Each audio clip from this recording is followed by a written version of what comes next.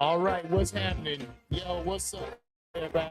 I want to welcome everybody out to another episode of LaVar Walker Daily Show podcast. I wanted to get it in, and I had to come in here late. It is midnight tonight, Saturday morning. Shout out to everybody out there in the streets. I had to get it in, and I said, you know what? I'm just going to come on and do this because I have to stay committed to this process. And I was trying to procrastinate. I was frolicking around, hoping to do this at about 8 or 9 o'clock. But you know, time just passes you by. I don't know what that is when you just keep procrastinating.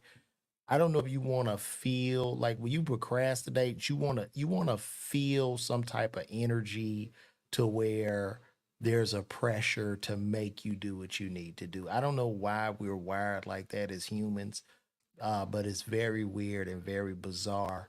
And here I am at 1 a.m. or 2 in the morning doing this. Everybody is probably wrapping up right now in Atlanta for the Beyonce concert. Shout out to Beyonce. Atlanta turned into Baytl as Beyonce goes to make, I don't know, $2 or $3 million tonight, and everybody can go down there and holler and scream, and her Bayhive people, they can all have a good time. But people really excited. I'm looking on Instagram. I'm seeing people dressed to the nines. My wife wasn't really interested in going. She likes Beyonce, but she's not like a Beyonce super fan like that to actually want to go to the show to see her perform. And I don't need any of the bees coming for us as a family. We're just saying. I mean, not that we don't like her, but it's just like, eh, I didn't want to buy a ticket. I'm a big Erica Badu fan. Uh, Maxwell. I like going to them smooth jams concerts. You know what I mean? Like, and I think Beyonce is gonna put on a hell of a show. But I just didn't feel like paying $2,000 to see her. And that's not to knock who she is or what she does. She called. A lot of times people compare Beyonce to Michael Jackson. I don't know why they do that because there's absolutely no comparison to Beyonce and Michael Jackson. Both are great artists, but I believe that Michael Jackson is the greatest artist of the fucking of the can you say century, a millennium or something? Because how do you compare Beyonce to Michael Jackson when Michael Jackson was literally on fire at the age of 8, where he started in this business at 8 years old, where he was like popping, like he was leading a group, making millions of dollars at the age of 8. The whole family, the Michael Jackson had the whole family literally on his back. And I couldn't imagine the pressure he was under, but he was able to perform so amazingly and just give us hit after hit after hit after hit. And if Michael was still alive, it would seem like Michael Jackson could literally give you probably a 5 hour concert, with where every song is a hit, every song is memorable, and it's just crazy. But I don't know how people in today's times are comparing Beyonce to Michael Jackson. I'd be like, get the fuck out of here, man. Did you see what Mike was doing? Do you remember growing up in the 80s when the Michael Jackson video came out? That was a movie. That when Michael Jackson will put out a music video, it stopped the world. The world stood still. The streets cleared out. People ran into the house. You got around that TV with your family and friends to watch those Michael Jackson videos. You don't see there isn't an artist that you can name right now that has that kind of power. And the closest artist to that, to me, will probably be maybe Kanye or possibly Drake. Even with them, you can't compare because you know what I'm saying. Mike was just such a cold ass entertainer from singing, dancing, making original music. You know, a lot of guys, you know what I'm saying, they rapping over covers, they rapping, you know, over old school beats. I was on Spotify and I was watching the Studio 54 documentary, which was a very, very interesting documentary. If you don't know about Studio 54, that was a famous nightclub in New York. The club made about $7 million in cash the first year it opened. And we talking in the 70s. This is during the disco era. So anyway, I pulled, you know, listen to that disco music. I pulled up Spotify and I did a disco playlist. And I mean, the playlist pulls up 70s disco. And when I tell you every song, there were about 30 songs, and all them shits was sampled. Hip hop ain't nothing but 70s and 80s music that has been sampled. That's it. Every cold ass song in rap. Probably, I think Kanye has had some of the most unique hits, and then I give it to Drake too. But most of them big ass songs, man, have been so heavily sampled. And even Ye was sampling a lot of them soul beats, but like they were just on another level. And cocaine and drugs, I guess, must really heighten creativity because in the 80s, everybody was on coke. I know a lot of people do coke now, but everybody was on coke. The whole culture was a coked out culture. Everybody was creating. And even when you think about our cartoons and Walt Disney, even Walt Disney, for the creative process with his Imagineers, he would give them acid, man. They would go on trips. He would get them high, put them on drugs and shit. That's how the fuck you gotta be high to come up with a flying elephant. You know what I'm saying? That's something a motherfucker on drugs would say. Or on mushrooms or something. Man, dude, could you imagine a flying elephant, bro? And they go write that shit down. And you get Dumbo. And then when you think of Snow White and the Seven Dwarfs, you obviously know somebody was definitely on coke. Snow White being the cocaine, and the seven dwarves being sleepy, dopey, droopy. They were all the symptoms of cocaine. And they went and wrote it down. And these franchises have made billions on top of billions of dollars. But anyway, check that 70s playlist out on Spotify, man. That shit's so cold. You know what I mean? Like you know, and then that goes into house music and every form of music, every genre had pulled from them because you had real singers, real motherfuckers like really playing instruments. This was real talent. There was a time, I don't know if there's anybody young watching this, but there was a time when this thing called talent, where you needed actual fucking talent to make it in the chosen entertainment profession. You don't need talent anymore. Talent, I don't know. I don't know. Talent is a novelty in 2023. I I really believe that. I mean, the shit I'm seeing and all these talentless people, and I'm sure some people probably say I'm talentless too. But when I see all these talentless people just making millions on top of millions of dollars, it just shows me where we're at. Like just as a society. Like no, like you know, fucking weird, man. It's weird. You know what I'm saying? Gina Deal says we were talking about Mike Jackson. She wouldn't pay over $50 to see any artist musically. Yeah, Michael Jackson. I pay. I would have paid if Michael Jackson was alive. I ain't gonna lie, bro. I'd have broke some bread. I would have. I probably would have paid two bands to go see Michael Jackson live. Literally. because that's just an experience. And I hate I never got to see him live, man. That's just an experience you can never ever get back. You know, one time I was in Atlanta walking around on Peachtree, me and my wife, and man, I don't know why I ain't do it, bro, but like Rick James and Tina Marie were performing at the Fox Theater, and we were just frolicking around downtown. I was like, we should go, huh? And then she was like, yeah, and I was like, ah, fuck that shit. And then Rick had died. So I was like, man, fuck.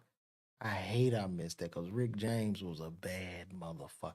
That motherfucker was bad. Rick James, man, Rick James was something else, man. Y'all talk about when we talk about biopics, you know what I'm saying? These biopics. Listen, I don't know when they're gonna come out with the Rick James biopic, but that shit is gonna be the most epic biopic in the history of music. You know what I mean? Like I know they're about to do one on Michael Jackson, but the Rick James, this nigga was the essence of the rock star. He was the big, I mean, just the drugs, the money, the women, the songs. He was something else, man. He was something else, man. So that's what's up. Uh, in today's news, one of the big things in Atlanta that has happened, unfortunately, a family lost their baby due to the child being decapitated during delivery. So this baby got decapitated. Let me pull this up. So this baby ended up getting decapitated in Atlanta. So sad. It's very, very sad. Uh, Georgia mother who alleges the baby was decapitated. I guess I guess we gotta. So let me pull this up for y'all real quick here. Let me pull it up. You know how I do. I gotta share with the people. Hmm. Oh, and two, while I'm saying that, listen, I'm gonna be at the Baltimore Comedy Factory, uh, August 18th to 20. So please, y'all come, y'all come check that out. Boy, they keep showing me. Boy, y'all get to know a lot about me by these little commercials that they pop up. Damn, would they stop with this? But anyway, Georgia mother who alleges baby was decapitated during delivery files a lawsuit. A mother who alleges her baby was decapitated during delivery at a Georgia hospital last month filed a lawsuit Wednesday against the hospital and others involved in the delivery.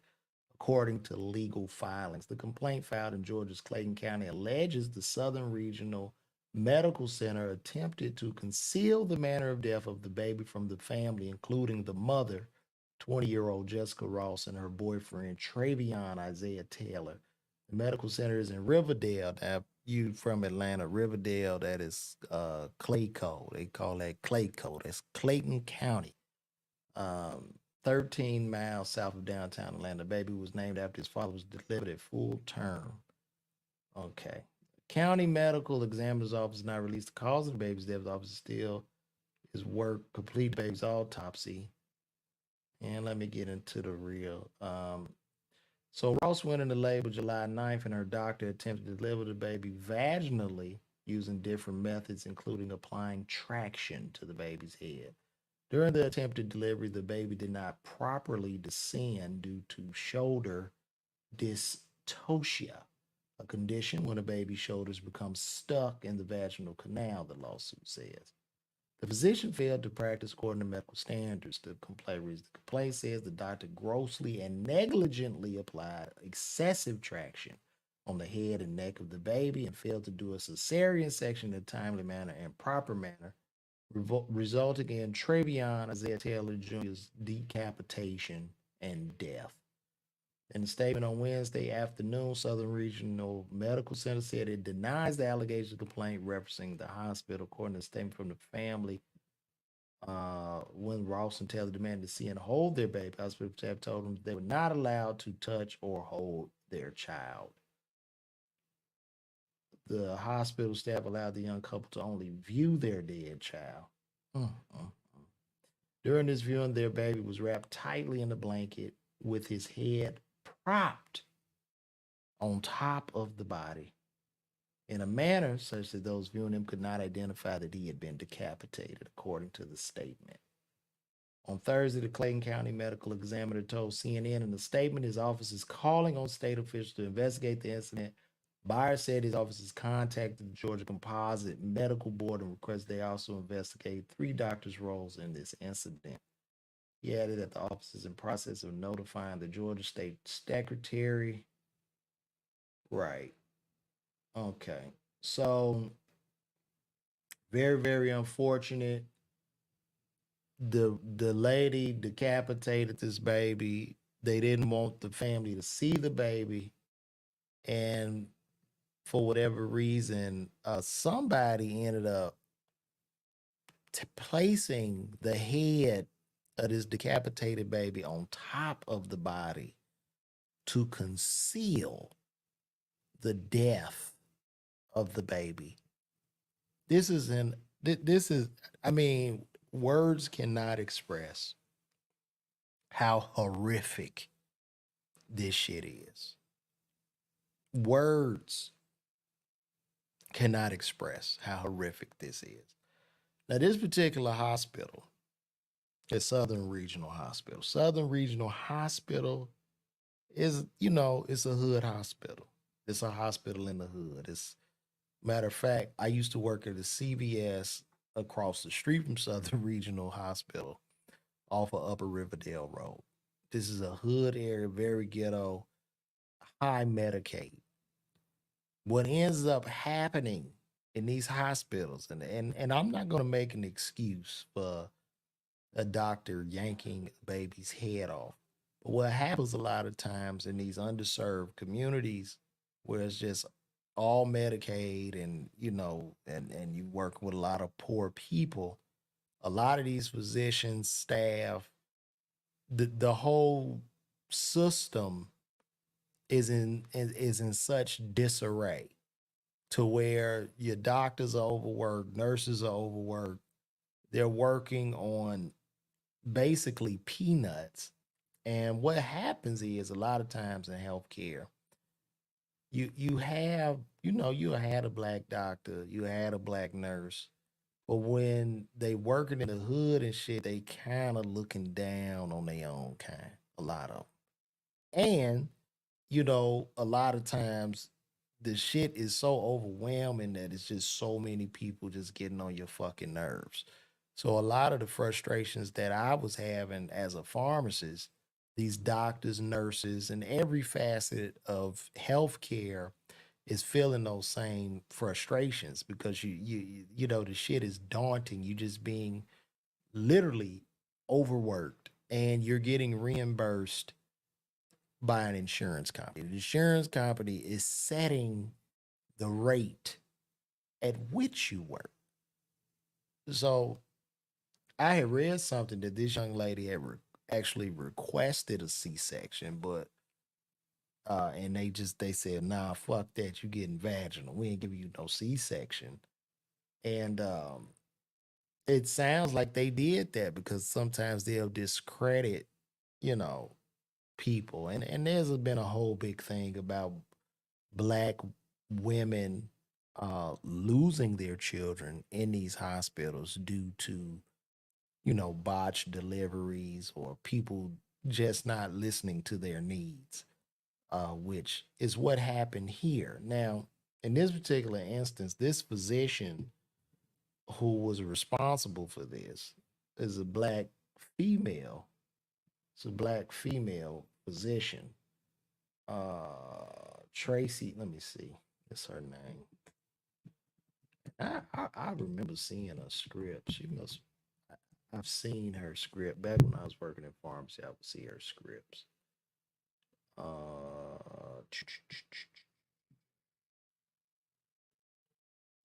So this is the young lady here. Pull up.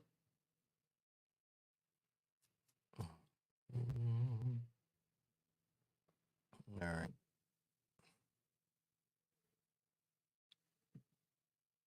Yeah, this is the young lady. This is the young lady right here.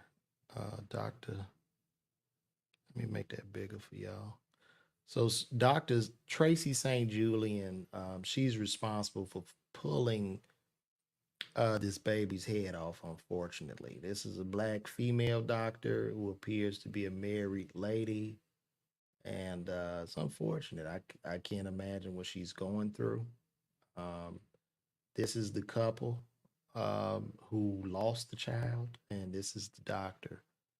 Now, we about to get a little deep here because don't nobody want to hear this truth. Nobody wants to hear the truth. Good friend of mine who is a OBGYN that goes by the name of Dr. Pierre Johnson, my brother from the south side of Chicago, worked his ass off to become a gynecologist, and he goes by the name of the fibroid slayer, where he helps a lot of women with fibroids. And Pierre used to be a barber who's now a certified OBGYN, so he got good hand coordination. He can pull a big ass flat fibroid through like a small slit or whatever. He has a gift. And now the brother Pierre on TikTok, y'all go look this up, Dr. Pierre Johnson. He just asked a question. The question that he proposed was, why do women seek out a female like OBGYN for surgery versus a male when the goal should be just to get the best surgeon regardless of gender? Just go to the best person. Now, women on TikTok and Twitter and Instagram, they just lit into him. They call my brother they call him a creep. They just totally try to tear this man down for him asking a question. A question. Now the outrage, that I'm seeing, the outrage that I'm seeing with this is just not enough. Because they were protesting in the street, they kicking my man in his ass all up and down TikTok. It's a stitch coming in every 2 seconds. Why would you? How could you go to med school and ask something like that? I mean, they're just going in for a question that this man had. Now, this shit right here, there are rumblings of it, but I want to say, because she's a black female, nobody's really going in on her ass. Because had this been a man, oh, and especially if it was a white man, all hell and chaos would be ensuing. And that is a fact. All hell Ben Crump would have flown down. You would have seen Al Sharpton's long haired ass down here. There would have been a protest in front of Southern Regional. Because at that point, now you have race and then you have gender. And it would have been the perfect storm for media outlets, this, that, would have you. But now, since see, it's a black female with a black female, nothing. It goes on with a whisper. Even though they kicked my man that he didn't snatch no baby's head off the body. But they trying to go after my man's license. They doing all kind of shit. But here you are, and I don't see the women, really going in on this woman for this shit she did. I don't see it. And it's just sad. It's like, yo, what are we doing? Do we just sit back and wait? Do we sit back and just wait for shit to happen? The shit that gets the most attention where it's convenient? Because I had to post this. And he asked a valid question. Women said they go to gynecologists because they prefer a woman, because I'm a woman, that's a woman. Uh, okay, I get it. But he was asking, as far as surgery, just going to the best person, right? Instead of just blindly saying, I want a woman gynecologist. You know what I mean? And let me see. Gina Deal says, I feel like because you are an African American woman as a doctor, fucked, I'm for the rest of them. I don't understand what you were saying, Gina. But it's rather unfortunate. And they going after my guy. And y'all need to look at this. Look at this shit now. This woman snatched the head off. That's a woman. That's a woman. She snatched the head off the baby. She's a woman, a wife, probably a mama too. So the question is valid. The question is valid. Like, that's a valid question. It's a great question. And the man shouldn't be castrated or whooped for asking a question. And then I'm looking at this baby's head being torn off. And I'm just not necessarily I'm seeing a little bit of outrage, but I'm not seeing the outrage. Y'all know how motherfuckers turn up the outrage. Cause all this outrage shit is pretty much selective now. People are picking and choosing. They picking they outrage like the shit is Louis Vuitton or Gucci now. They going into the outrage store and I mean literally putting their finger over their lips like, let me get that one. Yeah, the one where the cop shot that little motherfucker. Yeah, I'm gonna take that one and the other one too. It's a white on black crime or something like that. And what people don't understand is it's all a distraction because your fake ass outrage, selective outrage, all that shit is just a distraction for the rich and the elites to get richer. Because as this wealth divide is just getting bigger and bigger, and we gotta understand, man, this shit is really coming down to rich and poor. That is really where we're headed to, man. It ain't like the racial shit. Yeah, I get it, but that shit is fucking dwindling to the point where, like, in California being hella fucking progressive, where they look at everything as racist. Like they have shit. Well, if you call it a Oreo, don't call junk food. That's racist. They saying every fucking thing is racist. They on some super progressive shit. And they in Cali just letting niggas steal, pillage, do whatever the fuck they want, and I mean it's in disarray, whole damn state. So I don't know. My prayers go out to this family. This is very horrific. I'm sure that hospital is gonna have to pay. They're gonna get paid, and hopefully they'll stay together and can move through this horrific situation and be okay. I went to the dermatologist's office uh day before yesterday, and I got what's called some DPNs removed. And DPN is stands for dermatosis papulosa nigra. And basically it's just a real term for like moles and shit on your skin, like little blackheads and shit. So they use this hyfricator. It's called a hyfricator, and they use that to kind of burn off some spots that was on the side of my face. I had like a lot of dark spots, so you could see that little patch. I'm trying to treat that because that's where she took it off at.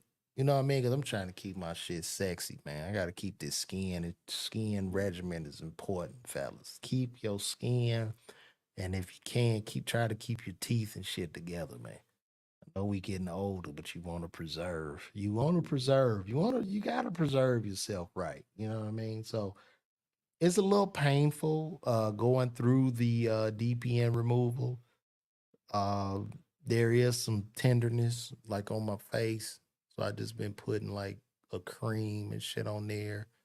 And hopefully soon my skin complexion my complexion to come back. She moved one like right there, and then she did a bunch on this side. And I just want to keep my shit looking fresh, man. I don't want to be sitting here. I'm ugly enough. I don't want to be sitting here talking to y'all looking crazy and shit. So got that done. Also, I found out, man, this is weird shit. It's a gay inmate that's in jail. This is a brother in jail that allegedly is running an OnlyFans account. He's running a gay OnlyFans account and making millions of dollars in jail. Let's take a look at this. This is like what the hell? So this brother here, a gay Atlanta inmate in Atlanta too. A gay Atlanta inmate launches an OnlyFans page from his jail cell and is making millions with inmates. Ain't that something? What the hell is? Can I click on this? Or is this just? This cannot be real. Can't be. Why are they showing? No, this can't be real. Let's see. A man currently incarcerated inside of the Atlanta prison system is reportedly making millions while he's locked up. And this from media takeout, so who knows? The inmate launched an OnlyFans page where he engages in gay activity with other inmates and streams it to thousands of fans who pay $16 a month, and all the video are taken inside of his jail cell. Jesus Christ. You really have to see it to believe it. No, hell no. In one of the videos, an inmate who goes by the name Tay is seen inside of a jail cell with another inmate. The other inmate throws up multiple gang signs. Then the men proceed to pull out a few backwoods, start smoking what happens to be marijuana inside their cell. And this is a Bloods gang member. Then after the two men finish their blunt, the two proceed to intimacy in a rough jailhouse manner. So I'm guessing, they say a rough jailhouse manner. I guess these niggas start wrestling or some shit. Like they just do a tussle. And I guess one a whole other down and they go to work. And they're gang members too, which is crazy. So now I gotta be careful because you could fuck around as a man and these gangs will rape you out here in Atlanta. You get robbed and raped. You know what I'm saying? Like these niggas will rob and rape you and call the police. It's a lot. I mean, it's a lot. In another video, Tay is seen getting a haircut from another inmate inside the cell. In the middle of the haircut, Tay gets overcome by romantic feelings and proceeds to perform an intimate act on the inmate barber. Jesus Christ. So what do we know about the inmate who goes by name Tay? Jesus Christ. It's not clear what he's in jail for now, but in 2021, Tay was charged with reckless driving after Georgia State Patrol troops say he struck two vehicles and forced one stranded motorist to fall from an interstate 85 overpass while he was racing another car along the busy highway. And this is him. That is crazy. Police say during the wreck, horse car hit a Chevrolet Cruiser that had broken down and was in the right emergency lane. A woman, Leslie Cabile Reese, was outside the car at the time, waiting for a friend, was launched from the overpass and fell 30 feet down on the lawn. Leslie rushed to Grady Memorial with serious injuries. It took months before she was able to walk again, and Horace spent 7 months in Atlanta's county jail. I don't know what. This is weird. First of all, in jail, how the hell they even getting these phones in there? They just let. I mean, everybody got a phone. Does everybody have a phone in jail? You know what I mean? I had a partner in jail. He would call me. I'm like, nigga, how'd you calling me and FaceTiming me from the penitentiary? Calling me talking about what you doing? Shit, out here, being free, enjoying the world. I mean, that's very, very bizarre that he's running an OnlyFans account. It's gone crazy. So they gonna lock the cell down and they probably gonna have to shove the phones up their assholes to protect those phones. It's really Gina Deal says they're getting it from the guards of the commissary Probably, but that is very, very sad. And I'm pretty sure Tay will get out and he probably got a girlfriend too. And, a woman will probably accept it because, I mean, it's weird out here, man. You know what I mean? He'll get a look, I was in jail, you know what I'm saying? I just in there hustling. Wasn't really like, you know what I'm saying? Like when I was getting down, that's just what niggas do in jail. You feel me? That don't mean I'm gay or nothing like that, though. You know what I'm saying? I ain't gay. I like women. You feel me? And the girl was like, I feel you. Like, that's what's up. Like, yeah, that's what's up. You my baby. It's just sad. We are lost, man. We are lost. Between this shit and the scam, what is happening with all these scams? What's up with all the real estate scams going on right now? What's up with the real estate scams and them scamming black people in the name of blackness? These are niggas that are out here literally scamming black people, scamming minority groups for their own benefit, man. Um, I don't know if y'all been watching the news, but there's been a lot going on with DJ Envy and this guy DJ Envy had on the show named Caesar Pina, and they were running around New York and shit and teaching classes and trying to kick all this information and you know what I mean. I had saw some of it. I just thought it was legit. I didn't know, but it's turning out that this shit was some type of Ponzi scheme where they were this is all allegedly, but allegedly they were giving, so they would go to a big time celebrity like, look, I'm giving you, I'm gonna guarantee you your money with a 30% return. Meaning, you get them 100,000 within 7 to 10 days, they gonna give you 130 back. Okay. And so what would happen is, with a high profile celebrity, they would give them the money back pretty quickly. And they would give them that back because they know that celebrity will go talk to other celebrities. So now they're starting the Ponzi scheme, which trickles down to the regular working person like us who are giving up our money. And then just after a while in the pyramid scheme, shit just stops. You know, they they getting cash. Cash is coming in. They trying to buy buildings. They don't have enough money to cover their asses. People stop investing, and it stops. And so basically, it stopped. There are lawsuits going out. People trying to sue Envy. They trying to sue Caesar Pena. Also, the guy Tony the Closer. He was coming in talking, going in. Envy's trying to sue him to quiet him, to give him a cease and desist. It's just a fucking mess. And I just want to say to black people, we have to stop. I mean, all this shit with these niggas in these suits and all that slick ass talk about real estate and how they can teach you and how they gonna hold your hand. It's all bullshit. Like anything that you want to learn is on YouTube. It's on YouTube and it's in a book. You can get Real Estate for Dummies and watch YouTube. You do not need to get no nigga no money for no ebook or go meet him in the street and on the corner or some shit, because most of the times from what I've seen with various these guys, because I am a cynic, I'm very, very skeptical, and I'm a Virgo. So I see through shit. You know what I mean? I see through shit so fast that people will call me a hater very, very quick because I'm so reluctant. I'm like, nah, that guy's full of shit. Right.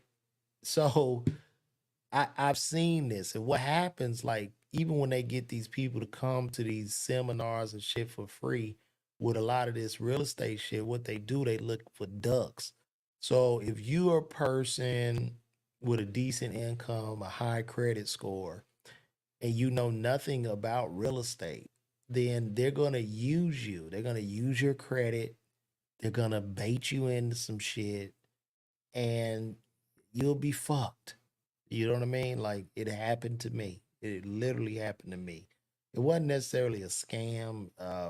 It was just me being stupid. It was kind of a scam though, but I was just dumb. I didn't do my due diligence.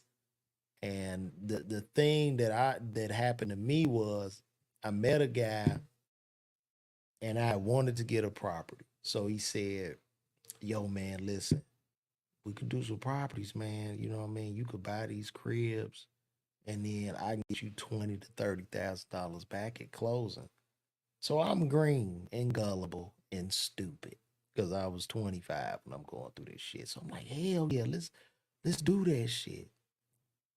I'm gonna tell y'all something. I bought one house. I was supposed to buy like 10 because my credit was high, good income. The only thing that saved me from buying the other nine was God because I was in an apartment and I believe what ended up happening.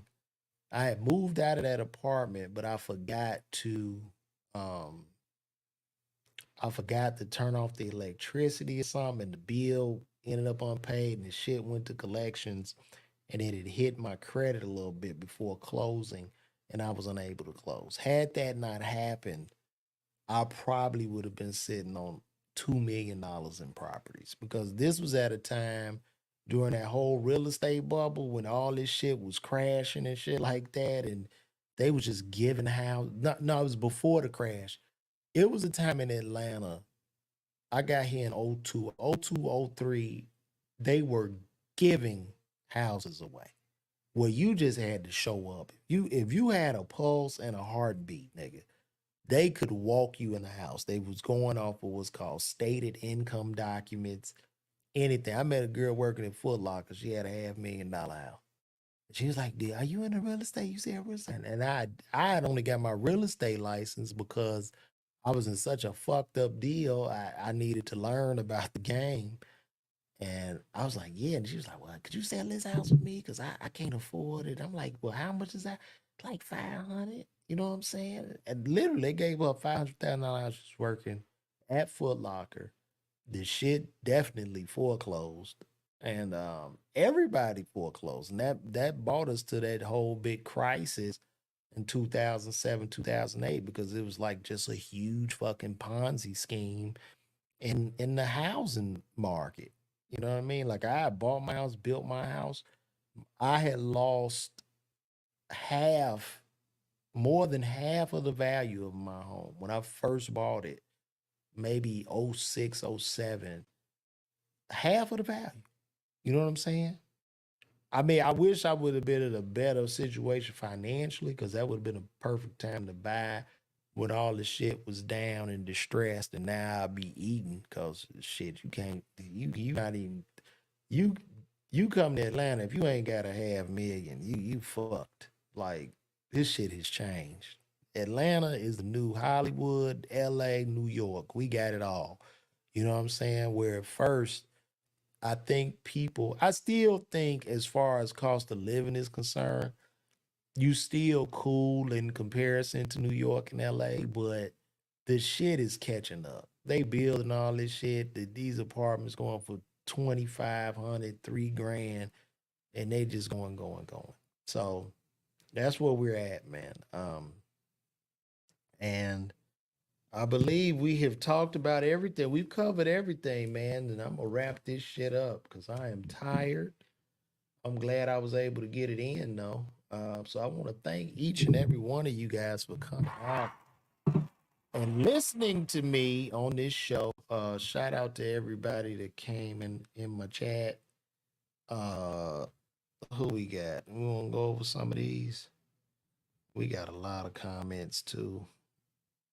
Well, cool. I'm about to get my ass out of here, guys. I'm gonna see you guys Monday. I typically do these Monday through Friday, and I'm gonna see you Monday. And we're gonna end this, man. We're gonna end it. This has been another episode of LaVar Walker Daily Show podcast. Coming through Monday through Friday. Y'all can check me out at the Baltimore Comedy Factory. I'll be there August 18th to the 20th. Make sure you get those tickets. You can't tell a friend to tell a friend. Also, Memphis. I'm on my way to Chuckles the week after that. Yo, I'm out. My name is LaVar Walker, man. Peace, love, and blessings.